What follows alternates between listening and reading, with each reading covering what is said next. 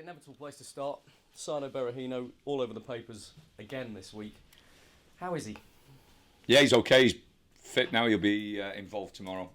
He had tummy bug. I think a couple of the lads have had it. Obviously Rick missed the game as well from it, so we couldn't involve him in the cup game, which was disappointing because I most probably would have started him.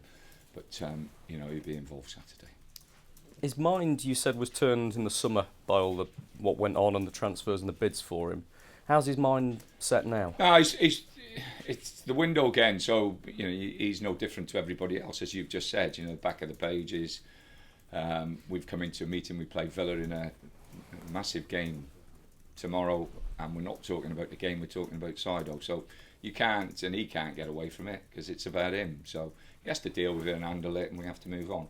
The present situation at the moment, having spoken to the club has not received any offers at all. So everything is pure speculation and people talking, and you can't stop people talking.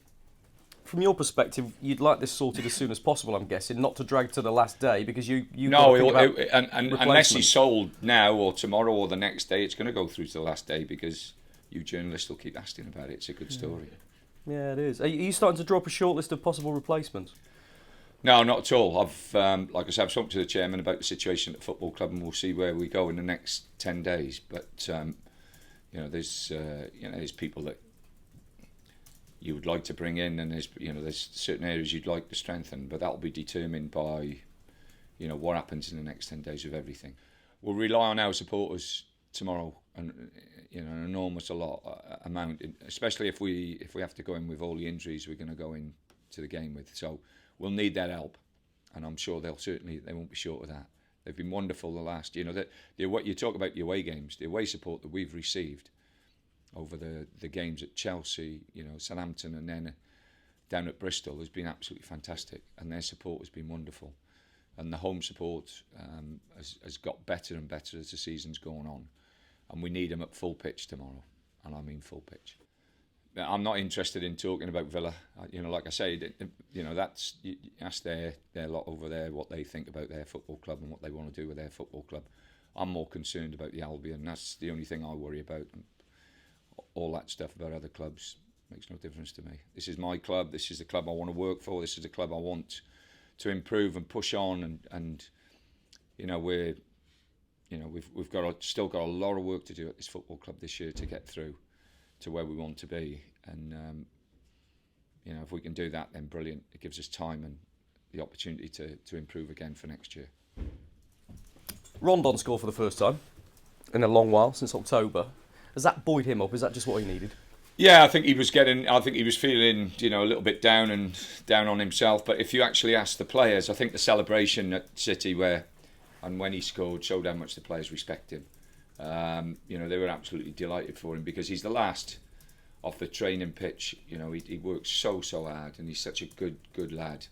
And I think if you have a look at his attitude to the games that he's played in, his attitude has been absolutely first class. He's missed chances, he's missed opportunities that I think he's disappointed that he's not, been more clinical with. But that will come. It's his first year in English football, and English football's different. The demands week in, week out are really, really different to when he was playing in Russia or in Spain with Malaga. I know how seriously you take the FA Cup, how much it means to you personally, and this football club as a result as well, but you've extended that as well. Is the squad in a position to be able to cope with all the games you've got coming up? Well, we've got a few injuries, and we're working very, very hard to try and get those players fit, but the more games you get and the more games you play, you tend to pick up more injuries, and especially over this period. So we have to accept, along with everybody else, that the squad is going to be tested, and we'll see how we go. But we've got a massive game Saturday against Villa, and we need the players to be on it because what are their 4 games unbeaten now, so they've struck a little bit of form. So it's a big game for us. How's Chris Brunt with his calf? Again, we'll assess it today. I don't think Brunt will be fit. Which is a disappointment for us. Darren Fletcher with his knee. Again, I'm not sure Fletcher will be fit. So that we will be missing a few players with Morrison out as well. As I've said, Olsen as well. we could be really a little bit threadbare Saturday. But whichever team we put out, we expect him to run around and have a go. Big old West Midlands derby, isn't it? And you've got a nice. Well, it's easy for me to say you've got a nice gap to those bottom three now. But if you could win this one, you'd have an even bigger gap, wouldn't you? No, I think, Ian, irrespective of looking at the table, I'm more concerned about the points and not who's behind us, but reaching those points. I think if you worry about what other clubs are doing, then you drive yourself insane. We're more concerned about just getting to that total of 40 points as quick as we possibly can and forget what's happening outside of this football club, because you can't determine what other clubs are going to do and what they're not going to do. You got some sympathy for Remy Gard and the situation he's finding himself in? In some ways, like I say, Villa's a massive football club. He's got a massive job there, but we've all got massive football clubs and we've all got jobs to do. So it's tough. He'll understand it. It's his first time in England. He'll understand or he'll get to know the rigours, and it's different to most probably anything he's experienced. They've probably got to win every game from here. It feels like they've got to certainly try and win every single game. Does that help you prepare for the game when you know that maybe they've got to come out and maybe attack you more than they will? I'm not concerned, like I say, about other people and other clubs, and we'll obviously look at their strengths and weaknesses, but we're more concerned about what we do and how we prepare, and can we do the things that we want to do well. And I think when we do that, we're a decent side, as we've shown in games recently, and even Chelsea, we played really well doing the things that we could do and asking the players to play to their strengths, and that's what we've got to do Saturday. We've got to play to our strengths, and then fingers crossed you get the breaks. Tony, what were you doing in 1974? The reason I ask is that's the last time the Albion did the league double over the Villa. Can you remember what you were doing there? Yeah, I was at Bristol Rovers as a young kid, so that was 74, 74, 73, 74 season. 74, 75 season. Most probably I would have been close to signing my first professional contract. It's a while ago. You can understand why the fans would really want it tomorrow. Yeah.